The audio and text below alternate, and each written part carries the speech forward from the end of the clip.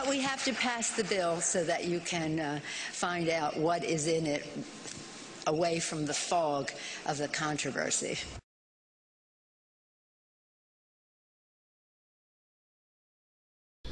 If you go to H.R. 3962, this is a bill that was written back in 2009, October 29, 2009.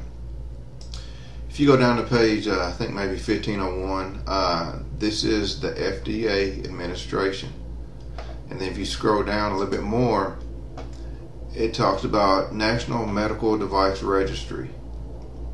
And if you read down, it talks about implementing and it talks about class 3 medical devices, and it's like pacemakers and stuff. But this right here, it says, and this is a very open-ended bill. It means they can do whatever they want and have vague language. But it says, may include, as the Secretary determines, as she deems appropriate, specifies in regulation, a Class 2 device that is life-supporting or life-sustaining. What is a Class 2 device? Well, if you go to the FDA, a Class 2 Special Controls Guidance Document, implantable radio frequency transponder system for patent identification and health information. If you go back here, it's all about data registry, medical device registry, health information, implantable. If you go over here to FDA, Class 2, implantable radio frequency transponder system for patient identification and health information for medical device registry. And also over here it talks about it, it goes through this talks about the Class 2, the device is intended to enable access to secure patient identification and corresponding health information in humans. Implantable. What are they talking about? They're talking about the microchip. All right, this next story may sound like something out of, well, a Hollywood thriller. A Saudi inventor has created a killer microchip. It's designed to track terrorists and criminals and, well, you can think of somebody. Not only does it include a GPS device, it also has a lethal dose of cyanide, which can be activated at any time. You get my point? Now, they tried to pass a bill like this a couple of years ago, and I think the whistleblowers came out, so they came out and redacted part of a bill, and they've come out with this very vague one. Now, what was in the other bill? This was H.R. 3200. Same wording, a Class 2 device that is implantable. This was in their thing. Life-supporting, life-sustaining. The same thing is what they put here, but they've worded it vague. Class 2 device, they've taken out implantable, that is life-supporting and life-sustaining. Even though it's vague, it still means the same thing as a Class 2 device that is implantable. This was in their actual bill. And when you go back, what is implantable? It goes back to the chip. And I think one of the reasons why they took the thing out of the bill and has made it vague is because a couple of years ago, Ron Paul came out. And he said buried deep within over 1,000 pages of this massive U.S. healthcare bill in a non-discussed section titled C11, Section 2521, this is H.R. 3200, National Medical Device Registry, and which states its purpose as, he quotes, that part of the law, and then goes on to say, in a real world speak, according to this report, this new law, when finally implemented, provides the framework for making the United States the first nation in the world to require each and every one of its citizens to have implanted in them a radio frequency identification microchip for the purpose of controlling who is or isn't allowed medical care in their country. They have been talking about the microchip for a while, and it's getting closer and closer to them wanting to implement it. And now that Obamacare has passed, they wanted to establish a national medical device registry. As the Secretary deems appropriate, a Class 2 device that is life-supporting, Class 2 device, implantable, Class 2 device.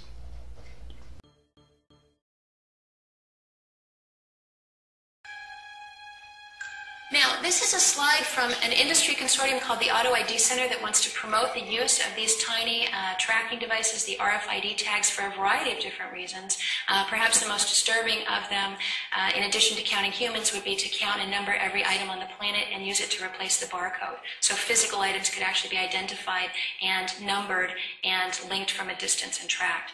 Now, one of the things on this slide that they talk about is it would take 23 bits, that's the numerical information it would have to contain in that tiny speck of dust-sized chip to number every automobile on the planet. It would take 29 bits, or zeros and ones, a string of 29 zeros and ones, to number all the computers. And here's the creepy part. It would only take 33 zeros and ones to give a unique identifying number to every human being on the planet.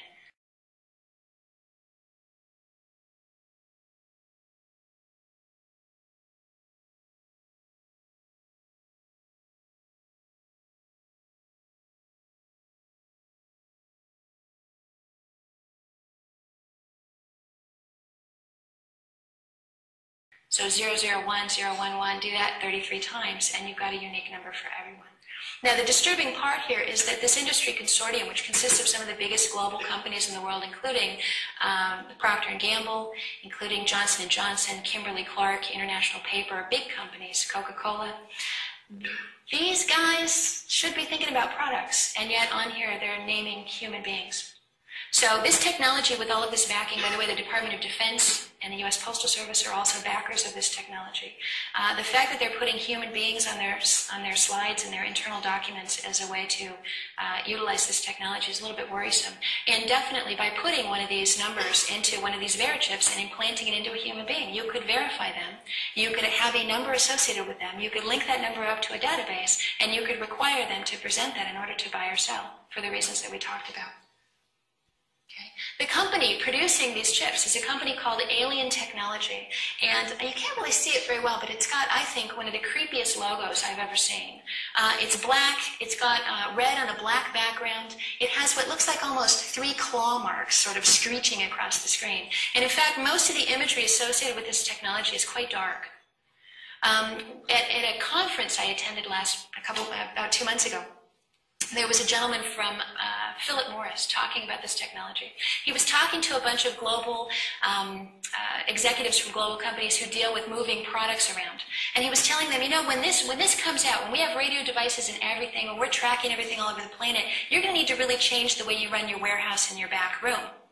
And do you know what he said? And he meant this in terms of you're going to have to totally change the way you do business and revolutionize your thinking about moving products. But his statement was, this technology will destroy our way of life. The purpose of this technology is to destroy our way of life. Now, it's interesting because in his saying that, the whole room went silent. By the way, these are people who love the idea of tracking things as they move around. But even then, the room went silent because that was a pretty heavy statement. And I don't think he meant that it's going to absolutely destroy our way of life as we live day to day. But I also don't think he realized the symbolic importance of what he had said. Because if we do actually number every human being, and if we do number every physical item, and if we can keep track of all of that through databases and through computer systems, it will actually destroy our way of life. There will be no more freedom. There will be no more privacy or no more ability to walk around and even talk to other people freely, because your every move will be monitored and tracked. Right, there's the chips. And these devices, as I said, this industry consortium, they've already begun appearing, these radio frequency devices, in consumer products. What you're seeing here is a package of Gillette razor blades that's been equipped with one of these unique numbers, making it trackable from a distance. The purpose here was shoplifting prevention, but ultimately they want to put one of these on every physical item that we buy, meaning that not only would you be identifying yourself with your chip as you made your purchase, but all of the things you bought would also be identified with you, linked in a database. And in essence, it would make it difficult in a world where, let's say, there is the mark of the beast,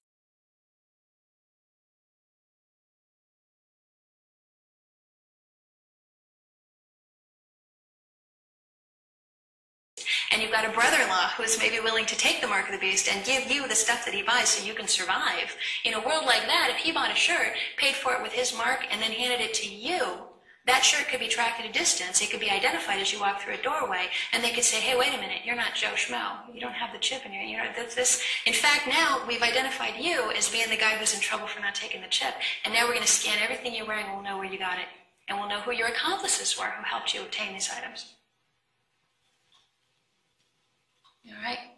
Now, one of the things that's going to have to happen globally, in addition to identifying everyone, linking everyone with the satellites and the database and the number payment systems, getting everybody using credit cards away from cash and getting everyone to identify themselves, is have it be universal and standardized. And there is a massive push right now in industry and in retail to do that. It's called oneness. And in fact, this is from the Retail Systems 2003 in Chicago, creating oneness among systems, supply chain, and business. And the idea is that everything will be standardized. The whole agenda is to create a one-world government where everybody has an RFID chip implanted in them. All money is to be in those chips, right? There'll be no more cash. And this is getting me straight from Rockefeller himself. This is what they want to accomplish. And all money will be in your chips. And so instead of having cash, anytime you have money in your chip, they can take out whatever they want to take out whenever they want to. If they say you owe us this much money in taxes, they just deduct it out of your chip digitally. Total control. Total control. And if you're like me or you, and you're protesting what they're doing, they can just turn off your chip. And you have nothing. You can't buy food. You can't do anything. It's total control of the people. And that chip's connected to a database that has your purchasing records, what you do, what everything. you sell. Everything is in there, you know? And so they want a one-world government controlled by them, everybody being chipped, all your money in those chips, and they control the chips, and they control the people. And you become a slave. You become a serf to these people. That's their goal. That's their intentions.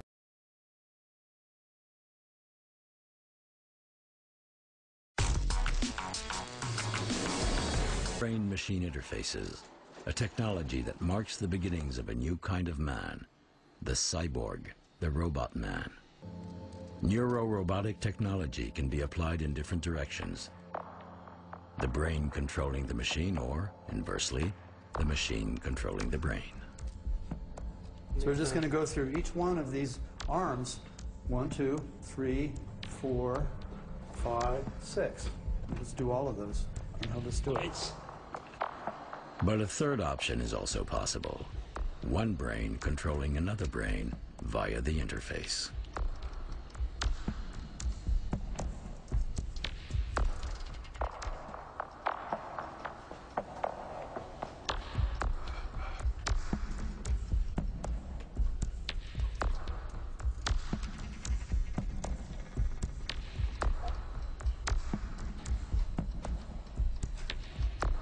How does this work in the case of the robot rat? All you need, in fact, are 3 well-positioned electrodes.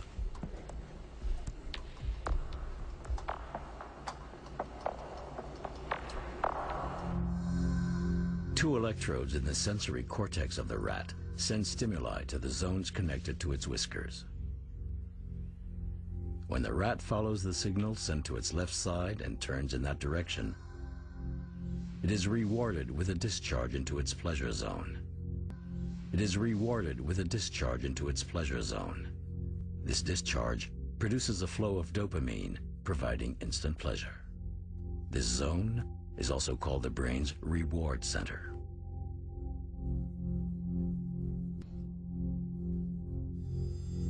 We possess a reward center too. We possess a reward center too, just like the rat. In the process of creating a cyborg, this is square one. If we send a stimulus to the zone related to the hand, we create a sensation in that area. In the same way, via the motor cortex, we can provoke an involuntary movement. We can provoke an involuntary movement. In Boston, the first machine-brain interface trials have already been conducted on paraplegic patients. Thanks to an electrode chip called the brain gate, they can operate a computer remotely by thought. So it's no coincidence that these researches are partly funded by DARPA, the U.S.'s defense research agency. Neuroscience will bring us the soldier of the future.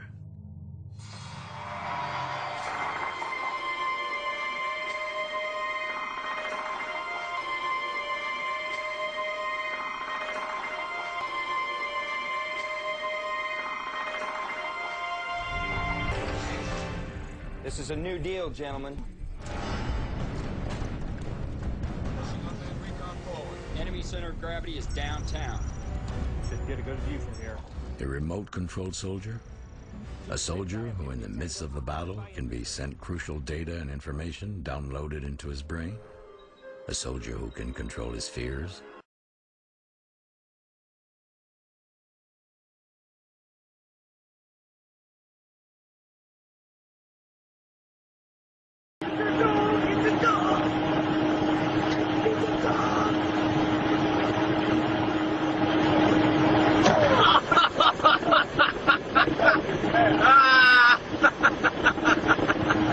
Oh, so cute, little puppy. A trick. That's mean. That was mean, Matari. Look what I do.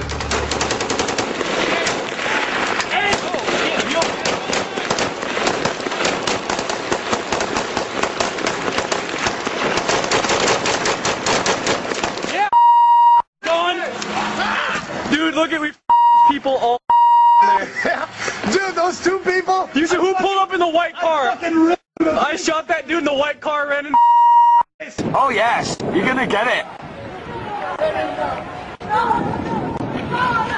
Yes. Naughty little boys.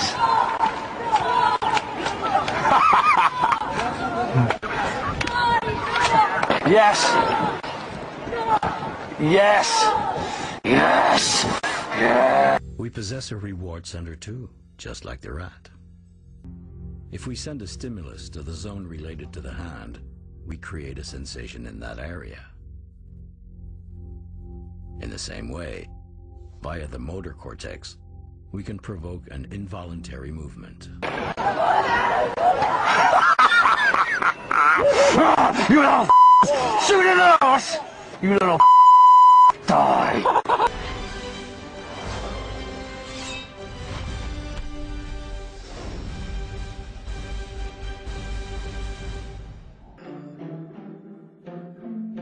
We are going to reach a level of control. The more we learn about the brain, the more researchers discover how little our consciousness and will control our choices and behaviors.